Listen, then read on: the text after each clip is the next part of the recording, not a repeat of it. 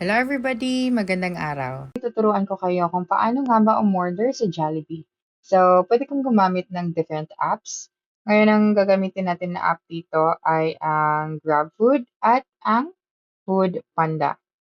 Okay?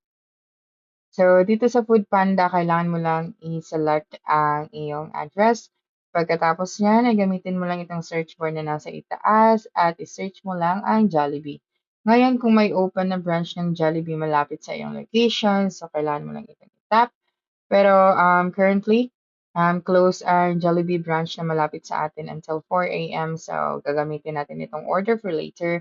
Pagkatapos niyan, ipiliin mo lang ang item na gusto mo at i-review mo lang ang iyong order at mag-proceed ka na sa iyong payment at sa iyong address. Dito naman sa GrabFood, ganun din, kailangan mo lang hanapin ang Jollibee. So, dito sa Grab, may open na branch. So, select lang natin itong branch na ito at piliin natin ang ating item.